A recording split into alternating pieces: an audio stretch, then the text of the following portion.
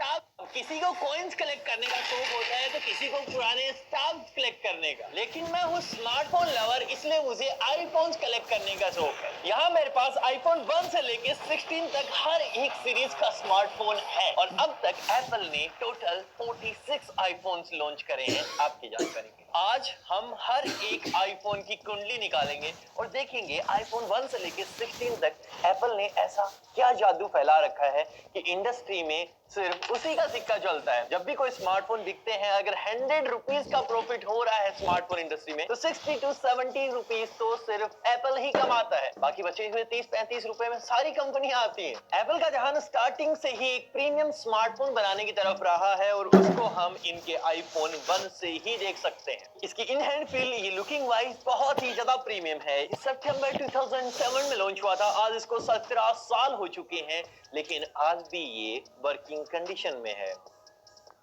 और यही वो दुनिया का पहला ऐसा स्मार्टफोन था जो मल्टी टच डिस्प्ले के साथ आया था। इस आईफोन को आप अपने फिंगर जेस्चर्स के साथ ही कंट्रोल कर सकते हो और ये उस वक्त के लिए काफी रेवोल्यूशनरी प्रोडक्ट था, क्योंकि पहली बार internet connectivity, iPod and smartphone तीनों का कॉम्बिनेशन एक स्मार्टफोन में आया था। इसका बैक पैनल बेसिकली एल्यूमिनियम और प्लास्टिक के कॉम्बिनेशन से बना है। ये सिग्नल ट्रांसफॉर्मेशन के लिए ऐसा किया गया। इसके डिस्प्ले 3.5 इंचेस की एक कैपेसिटिव टच स्क्रीन है। ये अपने टाइम से बहुत आगे का प्रोडक्ट था और यहीं से इस अलर्ट स्लाइडर की शुरुआत भी हुई थी, जो रिंगटोन और साइलेंट मोड को टॉगल करने के लिए काफी कन्वीनियंट है। लेकिन आज के टाइम के हिसाब से इसमें काफी चीजें मिसिंग हैं, जैसे इसमें सेल्फी कैमरा नहीं था, इसमें वीडियो रिकॉर्डिंग भी नहीं थी और इसकी चार्जिंग पिन भी बहुत अलग टाइप की थी, जिसको 30 पिन कनेक्टर के नाम से जाना जाता था। सच में इतना छोटा सा आईफोन और इसकी चार्जिंग पिन इतनी बड़ी। ओवरऑल ये उस टाइम का काफी रेवोल्यूशनरी और काफी एडवांस प्रोडक्ट था, जो सच में एप्पल के इनोवेशन को दिखाता है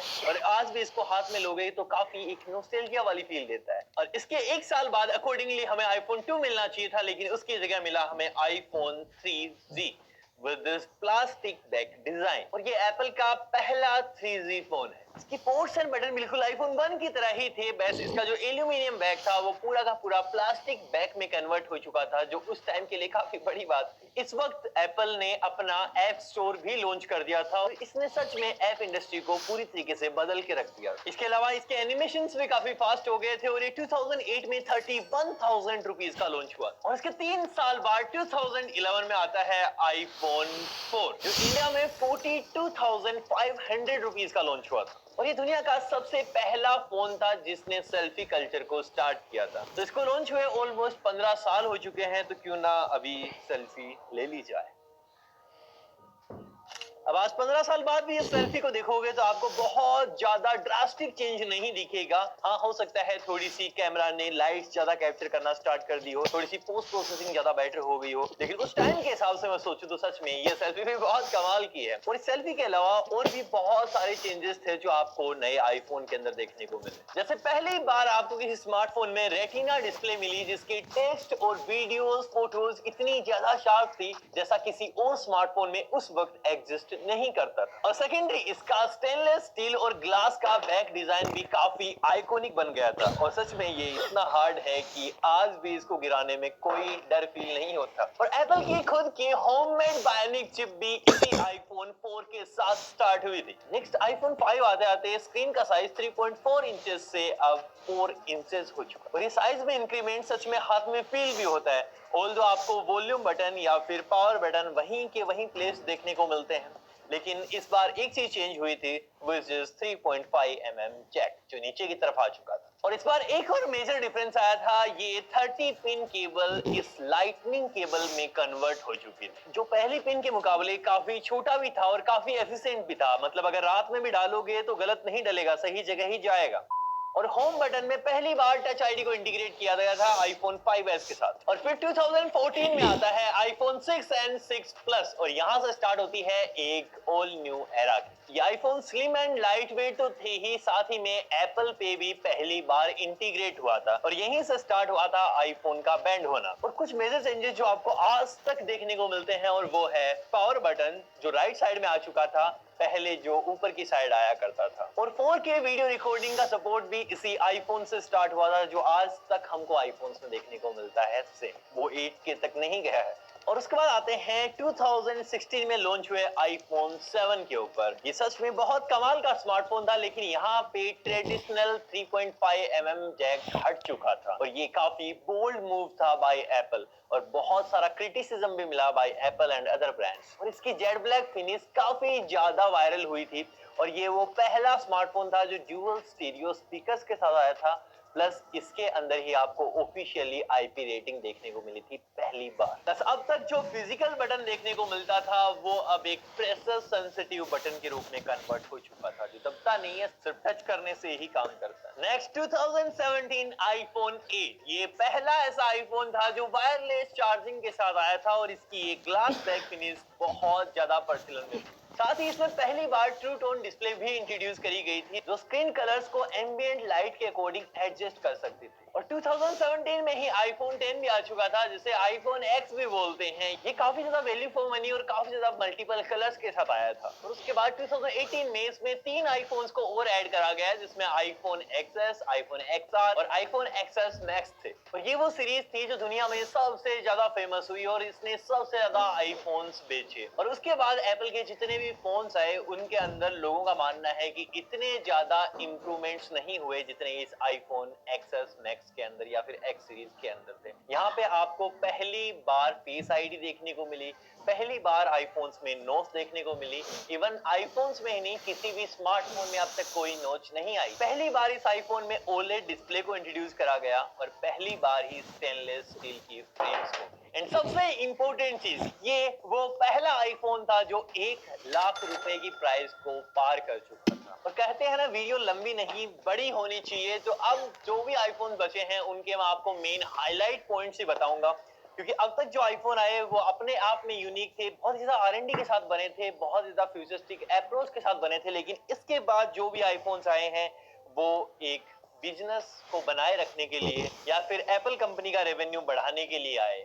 उसके बाद हमको ज्यादा रेवोल्यूशन देखने को मिले ही नहीं एप्पल के। और आईफोन 11 से हर बार हमको 3 आईफोन देखने को मिलने लगे लगातार, और ये करम बाई करम हमको हर बार सितंबर में देखने को मिलते हैं, जिसमें पहली बार ट्रिपल कैमरास इंट्रोड्यूस हुए प्रो मैक्स के साथ। एंड इसी सीरीज में पहली बार ultra wide and telephoto sensors भी देखने को मिले।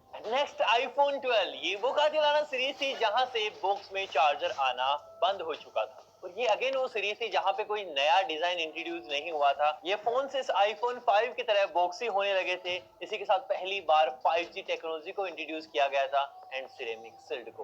और जैसे ही हम आईफोन की 13 सीरीज की बात करते हैं तो यहाँ पे मेजर कोई चेंजेस नहीं थे, लेकिन अगर फिर भी मैं आपको मोटे मोटे चेंजेस बताऊं तो 3 मेजर चेंजेस यहाँ पे आपको देखने को मिलेंगे। एक तो प्रो सीरीज के अंदर इन्होंने 120 हर्ट्ज डिस्प्ले को इंट्रोड्यूस कर दिया गया था और नॉन प्रो फोन्स में आपको कैमरा वर्टिकल से डायगोनल देखने को मिले और वीडियोस में सिनेमैटिक मोड को इंट्रोड्यूस किया था। और अगर बात करें आईफोन 14 की जो 2022 में लॉन्च हुआ था, यहाँ पे आपको अगेन कुछ मेजर चेंजेस नहीं देखने को मिले। Satellite connectivity plus crash detection, ये दोनों ही फीचर इंडिया में काम नहीं करते, तो हमारे लिए ये सीरीज बिल्कुल उतनी ही फर्जी थी जितने बिग बॉस के नए एपिसोड। पर ऐसा नहीं है कि बिल्कुल भी काम की नहीं थी। यहाँ से एप्पल ने इंक्रीमेंटल चेंजेस करना स्टार्ट कर दिया, जैसे कैमरास में आपको थोड़े बहुत इंप्रूवमेंट देखने को मिले, परफॉर्मेंस में आपको थोड़े बहुत इंप्रूवमेंट्स देखने को मिले और प्रोटेक्शन में भी इंप्रूवमेंट्स थे। लेकिन वो ऐसे हैं कि एक लेमैन को इतना ज्यादा पता नहीं चलेगा। अगर कोई एंथुसियास्ट होगा वो ही दूसरी सीरीज में पता कर पाएगा कि हाँ मेरे को ये इंक्रीमेंट दिख रहे हैं। और अब आता है अगला साल 2023, मतलब इसका पिछला साल।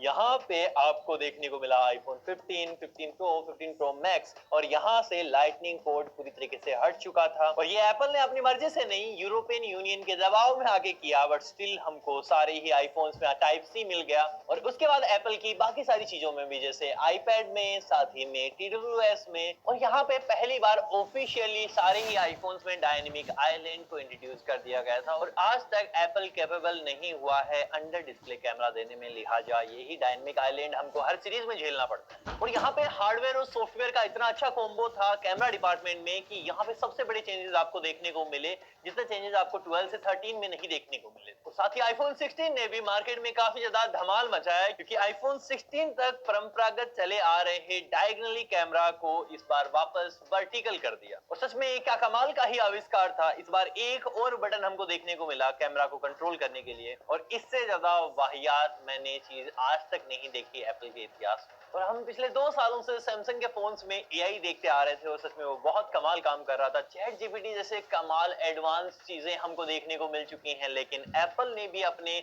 आर्टिफिशियल इंटेलिजेंस एप्पल इंटेलिजेंस को काफी ज्यादा हाइप अप किया था, लेकिन वो उतना ही ज्यादा फुस पटाखा निकला। एप्पल के फोन्स में कोई एआई नहीं है अगर हम बाकी फोन से इसके एआई फीचर्स को कंपेयर करें तो। लेकिन आईफोन 16 में जो A18 बाइनिक चिप है उसमें आपको बहुत ज्यादा मेजर डिफरेंसेस देखने को मिले।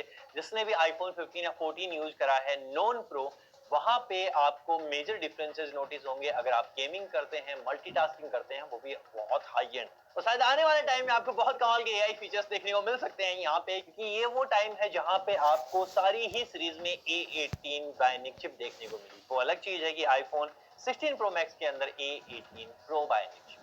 तो यही थी एप्पल की एक छोटी सी जर्नी 18 साल की, जिसको हमने ऑलमोस्ट 15 मिनट के अंदर निपटा दिया। इसलिए हमको कुछ नहीं मिला और एप्पल को 3.7 ट्रिलियन डॉलर मिले। और सच में इस कंपनी की इवैल्यूएशन अभी मार्केट कैप के अकॉर्डिंग सबसे ज्यादा है। लेकिन पैसे नहीं मिले तो क्या हुआ, आप करोगे ना लाइक शेयर सब्सक्राइब। बाकी